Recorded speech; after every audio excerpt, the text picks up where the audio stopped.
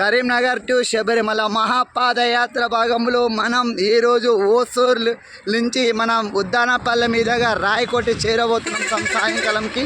అలాగే తమిళనాడు నిన్ననే ఎంటర్ అయినాం.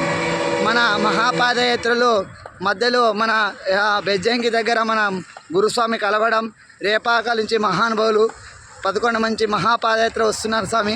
ఎంత భక్తి పరవశంగా ఉంటారంటే గురుస్వామి అడుగు జాడలో నడుస్తూ క్రమశిక్షణతో నడుస్తూ, అలాగే గురుస్వామి మన ఎల్లయ్య గురుస్వామి పొద్దునే లేపడం, స్వాముల్ని లేపి స్నానంకి తొందర పంపించడం, ఆరతికి నిలబడం, పూజ చేపించి, అలాగే మహాపాదయాత్ర శరణు కోసమే జపమంత్రంగా భావించి మహాపాదయాత్ర కొనసాగిస్తూ ఎంత కష్టమైనా నేను నడవగలను, నడిపించే దైవాన్ని నమ్ముకున్నానని స్వామి అని స్వామి మన ఎల్లయ్య గురుస్వామి తన శిష్యుల్ని ఎంత క్రమశిక్షణగా అంటే భక్తి పరవశంలో నడిపిస్తున్నాడు స్వామి.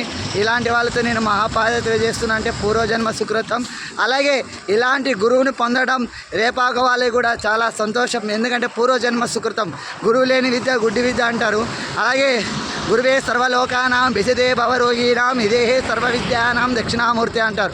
ఎందుకంటే గురువు భగవంతుడి దగ్గర భగవంతుడికి మధ్యలో ఉంటారు కాబట్టి మనం భగవంతుడిని చేరాలంటే ఫస్ట్ గురువుని చేరాల స్వామి. అలాంటి గురువే మన ఎల్లయ్య గురుస్వామి, రేపాక గురుస్వామి. ఇలాగ బృందాన్ని ఎప్పుడు నవ్వుతూ ఆప్యాయత అనురాగంతో అందరినీ మంచిగా మాట్లాడిస్తూ ప్రేమ అనుబంధం ఒక కుటుంబ మాదిరిగా ఏర్పడుతున్న స్వామి. స్వామియే శరణమయ్యప్ప. శరణం అంటే మరణం లేదు. ఎల్లయ్య గురుస్వామి దైవమే శరణమయ్యప్ప. ముందుంది వెనకల్లా అందరిని నడిపించే దైవమే శరణమయ్యప్ప.